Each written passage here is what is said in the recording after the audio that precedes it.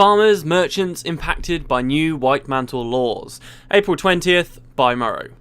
The imposition and enforcement of strict new laws by the White Mantle has greatly affected the fortunes of common Krytans. If the people that I spoke with in Nebu Terrace offer any indication as to the sentiments and experiences of the general citizenry, I can only conclude that common folk all across Kryta have suffered greatly in recent weeks. Laws that began as an annoyance, such as the curfew or travel restrictions, have now become true hardships for those merchants and craftspeople that rely on trade to make their living. Recently, I spoke with one such merchant, Dagan Sharu in Hakewood, who was stuck with a wagon full of dwarven ale that he could not sell to the impoverished locals. If I could figure out how to get one of those wartime travel permits, I could travel to Lion's Arch and sell my ale, Sharu told me, but I can't risk getting caught on the road by Mantle or those peacekeeper ruffians. Given the slightest excuse, they'll confiscate all your goods. Other farmers and craftspeople I spoke with have similar tales. The great wheels of commerce and trade seem to have ground to a halt in Kryta. April 21st. Inquisitor Bauer at work, by Morrow. He possesses a demonic urgency and an unnerving stare. Common folk all across Kryta have ample reason to fear the very sound of his name. Inquisitor Bauer. As one of the White Mantle's inquisitors, Bauer is tasked with hunting down Shining Blade rebels and snuffing out anti-government sentiment. He is notoriously effective in his work, for Bauer does not hesitate to use creative interrogation techniques on anyone he feels may have useful information that they are not sharing. Recently, I attempted to speak with Inquisitor Bauer during a visit to the Ascalon settlement in North Kryta province, where he intended to extract information and possibly teeth from a terrified farmer. "Damn it, I don't have time," Bauer said before kicking in the farmer's door. I left the Inquisitor to his work, trying to ignore the muffled screams from the farmer as I walked away.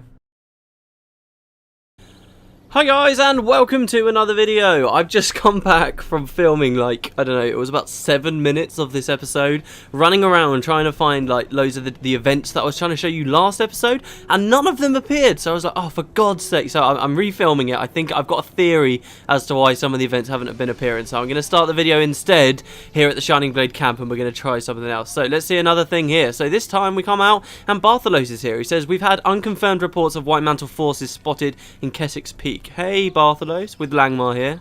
Langmar says, that area offers no strategic value. What would they be doing there? Who's the other person here? Oh, and Thackeray. "Captain, with your permission, I'll take a small team and scout the area." So he's going to scout out Keswick's Peak. Keswick's Peak's pretty awesome, actually. I wish there was more to do there in Kryta. Maybe an outpost there of some description. We don't really have the troops to spare at this time, Lieutenant.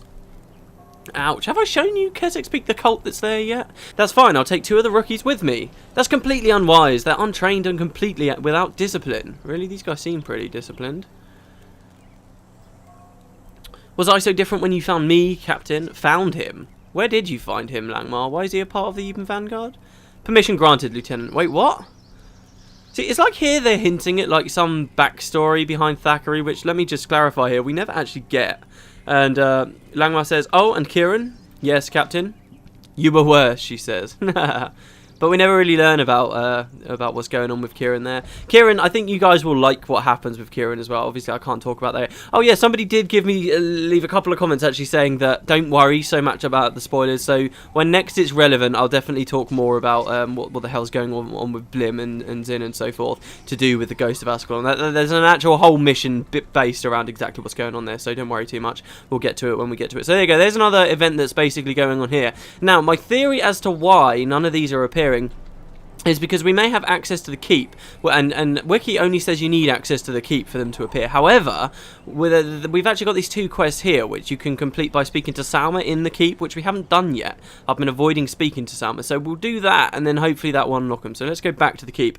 Also, last video I never spoke to all those members of the inner council there at the keep, so I've got to figure that we could do that while we're there and get a little bit more information from Salma. Also, hopefully this time, I've talked a fair bit about exactly some of the stuff that goes on with War in Kryta now. The last major thing, aside from the missions that we'll be seeing and how those work, are the bounties, which I've mentioned a couple of times but not explicitly said what's going on with them. So we can do that as well, which should be pretty awesome. So greetings, adventurer. Princess Salma has returned to the keep. You and your allies may enter. Thank you. Let's go on in. Oh, and I keep seeing all the Christmas decorations there. I haven't looked into any Winter's Day stuff yet, just yet. It occurs to me, there's no, oh, I may as well say this out loud actually here. I've said it in the dungeon series as well. Next weekend, no dungeons. I finished filming the second dungeon today. We did the vlogs and excavations. It went really well. But next week, no dungeons because I'm going to be doing Winter's Day stuff next weekend. And it occurs to me that's actually Christmas weekend as well. So we'll see how that goes. I'll probably be filming a video on Christmas. Maybe even get one out on the day. So which would be pretty good. But here, look, we got all these people here to talk to. Let's just jump straight to Salma, shall we? And speak to her. She says, all Krytans long for peace, but we suffer too greatly at the hands of the Unseen One's fanatical devotees. She said that before. So Asuran allies, which we've completed. The Asura may be difficult to work with, but their aid will be invaluable during the coming battles. Okay, so there we'll come back to that storyline in a little while and see what's going on with Zin and Blim to help with their research to help take out the Unseen Ones themselves, which so far haven't actually really had a role to play in War in Kryta as far as we can see.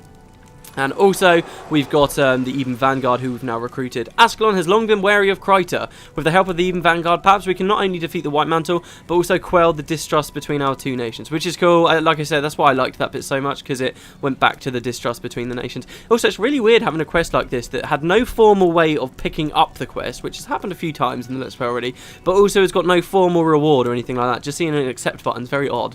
But there you go. So, we've got those two things there now. What did she actually say to us? Oh, Krytans long for peace, but, So maybe we have to rezone for the next thing to happen. But you get this bounty board over there called Wanted by the Shining Blade, which we'll have a look at in a minute. But for now, let's just click on a view of these guys. Shining Blade. Is it odd that I feel less secure? We heard that last video. Medals of Honor. So, Modern Warfare isn't... Oh, this is brilliant. Modern Warfare isn't won solely on the battlefield. You need provisions to keep even an army of 2 mobilised. And we've got a lot more soldiers than that. Some think a Medal of Honour should only be for battlefield achievements. But if you've ever seen your brothers in arms overrun because they were too cold and hungry and worn out, you'd feel the same call of duty that I have. Bring me enough war supplies and I'll reward you.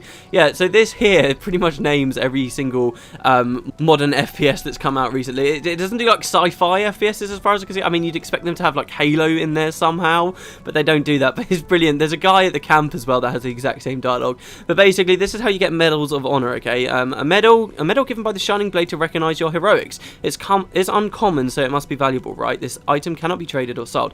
This item, and they've done the same thing for the War in Kryta. You could get these items through the content, but we never knew what they could be traded for. We never knew what could actually be gained from getting these things. So while the War in Kryta content was out, it was actually really smart of ArenaNet to do it that way, because people were really interested in these mysterious items and they didn't know what they were for, so they'd end up getting loads and loads and loads just in case they were amazing, and then loads of people would want to buy them and stuff. Turns out these are the things that you will want to trade for the end weapons at the end of the War in Kryta, which can be dedicated in your Hall of Monuments, which is pretty awesome. This guy, obviously we can get them for 25 war supplies. We'll also get them in all sorts of other ways as direct rewards from quests and so forth, so pretty cool. That's one thing. We've got a Lion Guard here who says, is there a polite way to say you're out of the forest now, you can take a bath? We already discussed that. No, there is not. Master Scout Braden says, now that I'm out of the field, I work tirelessly to piece together information so we can respond to enemy movements. Every little detail is important, regardless of how insignificant it seems. I wish to know it all. Bring me any confessor's orders you manage to collect, and I'll supply you as best I can. And check it out, we've actually got 3. So we can exchange that and get some war supplies. War supplies cannot just be traded for medals of honor. So it's 3... pieces of intelligence for a single war supply, and then 25 war supplies for a Medal of Honor. But the war supplies will also, as you can see, you can double click them for +1 health regen and +5 armor. Generally pretty damn useless to do that. However, I could see a few little potential applications in certain very specific farms where countering degen that might be on you is quite important. In fact, there was a farm I once did where I was using this. But yeah, very, very weird little con there. It's not really used for the buff. It's used for trading for the Medals of Honor. So yeah, what else have we got here? We've got another Shining Blade Guard. Most of these are just generic people, I suppose. Is it odd I feel less secure? Watchman Arad, he says, I've devoted my life to Kryta and the throne. If I must die so that Salma may be queen, so be it. And I will stay here by her side until the end. Well, good that we've got you on our side. We've got Councillor Vela here. Well met, hero. I'm Councillor Vela. I'm sworn to bring down the White Mantle as well as to those who hide behind them and pull their strings. I think that's the same dialogue that we heard back in Prophecies in the Maguma Jungle. I think it's actually quite cool that you still got the same dialogue as way back then, because ArenaNet obviously saw it and knew that they had the option to rewrite it, but they didn't decide to do that in the end. We've got more Lion Guard. I'm pretty sure we've read it all. The day we get those, yeah, no, I've already read that one. Here's Maggie Malaquia. Oh, man. If I ever did, he says, among mortals, I am known as Maggie Malaquire. Today, I am but a humble servant of Princess Salma. T. Okay, if I ever did a video, I'm not going to do a video, but just for the sake of it, if I were to ever do a video where I said, like, top 10 things I want to see in Guild Wars 2, he would be #1 on the list. This character is amazing. Okay, I haven't spoken about him, I've barely spoken about him at all since Prophecies, but you might remember in Prophecies there was a quest we did which introduced us to the concept of signets of capture, and he was the one who gave us the quest. Basically, he wanted us to go and kill some monolith things that had come from ore that were out in North Kryta province. And there was some weird dialogue with him, and it sounded like something about him was off. And we speak to him again now, after all this time. He's come sort of back in. This is new dialogue, and he says, among mortals, I'm known as Maggie Malaquire. As if he's not a mortal, or that he's in some way communicated with things that aren't mortals, which know him as something else. So there's something very, very weird about him there. At the end of War in Kryta, he's got some amazing dialogue as well, which I'll go into more detail about it then. But an amazing character, and yeah, he would be #1 on my list for things to see in Guild Wars 2, and there's a very good reason for that. So do remember him. Love Maggie Malaquire. Absolutely awesome. We've also got Shining Blade Guard here. You can see into the distance from up here. We've got a Royal Gifts person. So you can trade for Medals of Honor if you want, the mysterious thing. This is how it worked in War in Kryta. You could trade for a mysterious thing, or you could immediately get Royal Gifts. Royal Gifts you can open, and you'll get various items from, as I said before. This guy says, Our Lady has authorized a special Royal Gifts for supplying Shining Blade soldiers. Though I can't tell you what's inside. I would if I could, but every gift is different. Or at least a lot of different things might be inside. Some rarer than others, some more common. Oh goodness, listen to me ramble. This is why they don't let me scout anymore. They think I don't know that, but I do. Zadok, stop talking while we're sneaking off on the enemy. Zadok, I don't care about your new sandals. Well, I think a little conversation is good for bonding, and bonding is good for morale. These gifts too, good for morale, I think. Oh, right, were you interested in one? I forgot. What amazing dialogue. That's brilliant. Wow, okay, I like you, Zadok. So yeah, you can get Royal Gifts. Again, I'll be showing you those soon enough. And there's another line guard here. Is there a way to say you can take a bath now that you're out of the jungle, you dirty, dirty bastard? No, there's not. Right, well, there we go. Okay, so we got this Wanted by the Shining Blade board. Basically, this introduced repeatable quests in the War in Kryta. But just shortly before the War in Kryta, well, not shortly before, but sometime before War in Kryta came out, ArenaNet introduced the concept of Zaitian quests. Okay, these were daily quests that would take you all around Tyria, and playing through past missions, it would change every day, and you could get new rewards and different stuff from them. And there were all kinds of different daily quests you could get. That was when Nicholas the Traveller was also added on the 5th birthday of Guild Wars. When War in Kryta came out, they decided to expand it as well. So now you can also, every single day, regardless of whether you've completed War in Kryta or not, you can come to this board and you'll see that it has a different bounty on a different member of the White Mantle or a Peacekeeper, and you can get it and you can do it for some of these rewards. You'll see when I click it, we've got 3 different things here. Wanted Inquisitor Bauer, who I was talking before. Lovisa, I've actually mentioned before in one of the Morrow articles. She was the subject of one of them. Lashona will be a subject in some future Morrow articles there, and these are primary quests. To continue the War in Kryta, we're going to have to be completing these and killing them. However, when War in Kryta was originally coming out, it was coming out in incremental updates, and basically all we had to go on with a daily quest, and basically we just kept doing daily quests, and then eventually, like 6 days down the line, all of a sudden there was a Wanted Inquisitor Lovisa, and it was like, oh shit, and suddenly there was a really big important Wanted bounty, and as soon as they were added, they were permanently available to players. So now new players coming through, like I am here in the Let's Play, will immediately have access to all 3, but that's not how it originally was. So in the interest of showing you some of the events to do with these Inquisitors and learning a little bit more about them before we go off to do the quest where we just kill them, I figure it would be best if we just do today's daily, which is Maximilian the Meticulous.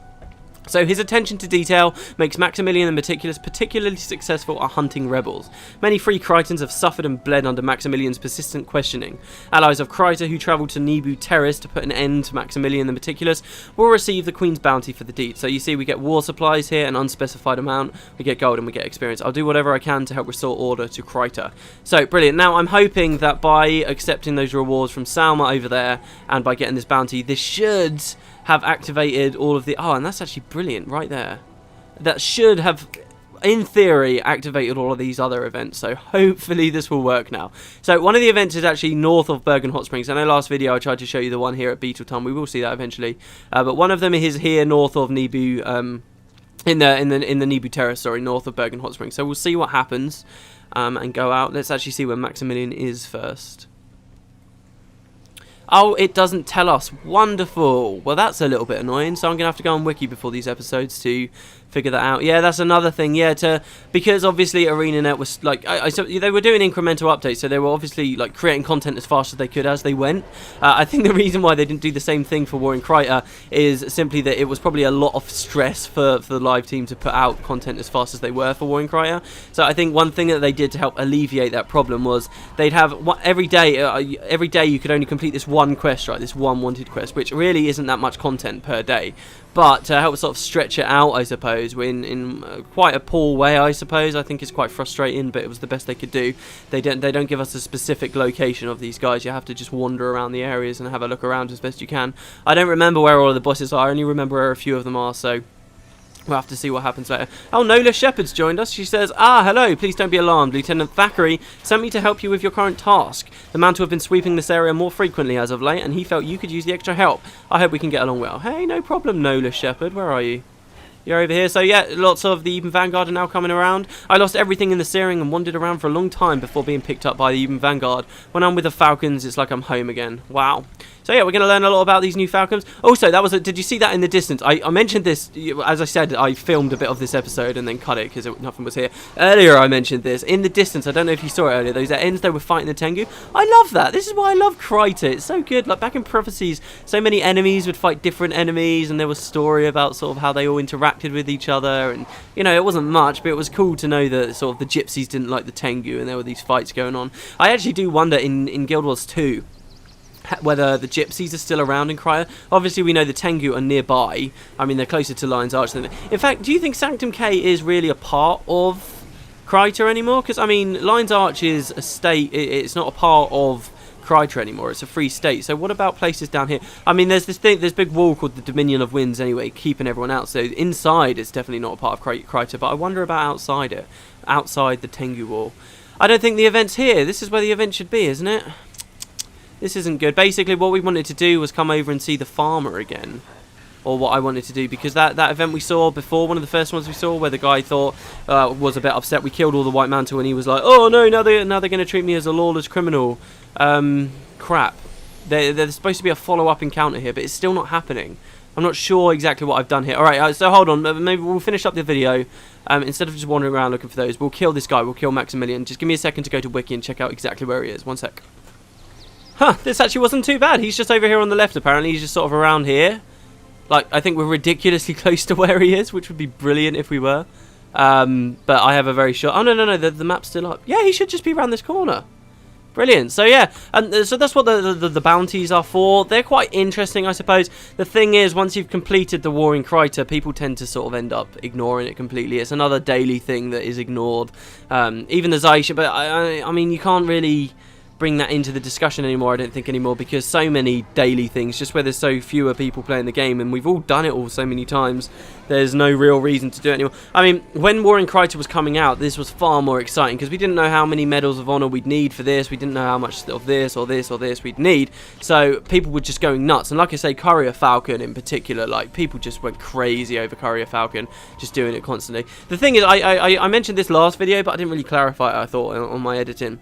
The reason why I would have liked Courier Falcon to have not been nerfed as hard as it was is because it would have been a repeatable farm that could have been done in an early game area. No real farms happen here in Kryta anymore, except for a few to do with Winter's Day items, and even those aren't really done anymore because in current times with Guild Wars, there's so much Winter's Day, new Winter's Day collectors and quests and rewards to get that it's not even worth doing that anymore. So there are so few. I mean, hard mode's nice. I guess there are a couple of hard mode farms, but Courier Falcon was a cool one because it's less grindy as well. If you're like running all around a whole area, it's far less grindy than if you're simply going to the same place constantly. So that's why I would have liked the Courier Falcon to have stayed the same, but it's a cool little thing that's at least still in the game, I suppose. Here's Maximilian, we'll kill her. I'm hoping to give a good look at some of the weapons of the White Mantle we're using as well soon, because that will give us our first look at the in-game weapons, but so far, no, haven't seen any. So there we go. I still haven't figured out why the hell these events aren't working. If any of you know, please feel free to leave me a comment, and we'll see what we can do. I'll definitely be having a little bit more reading. after filming this, and yeah, we'll just collect our reward and be done with this video. And then tomorrow what we can do is, I know this one was a little bit short, tomorrow what we can do is start having a look at, if the events still aren't working, we'll definitely start having a look at doing these Inquisitor wanted posters, and continuing on with the main storyline, I suppose, which should be pretty awesome. So yeah, let's grab this. Maximilian the Meticulous, I thought we killed him. What? Why accepted? Bonus, kill him? No. Oh, we need to see. Oh, I see. We need to see Princess Salma for our reward. Yeah. The bonus, obviously, every time if you do it in hard mode, then you get more of whatever it is that you're doing. Exactly the same as the Zaishin quests. We only get 3 war supplies. You see, you don't get very much. Thank you, Peter Redhill. Your efforts bring us one step closer to a unified nation. There are some bits of unique. Like I think the quest text for actually accepting the quest can be unique, but it's generally not that interesting. It doesn't go into much detail. It's not like when you're asked to kill someone in Keswick's Peak, it says, oh, have you seen the Wizard's Tower thing? This White Mantle is conducting research there and trying to destroy the world with what you find. It's never anything like that, so, you know, I'm not too bummed out about not showing you all of the different things, because there are 21 different daily quests that can go on. And because that's divisible by 7, it basically goes on a 3-week cycle, so today's Sunday, so 3 Sundays from now it will be the same quest. It's very simple like that. But yeah, so there you go, that's the bounty boards. I hope you guys enjoyed this video. Hopefully the events will be working soon enough, and I will see you next time. See you next time, everyone.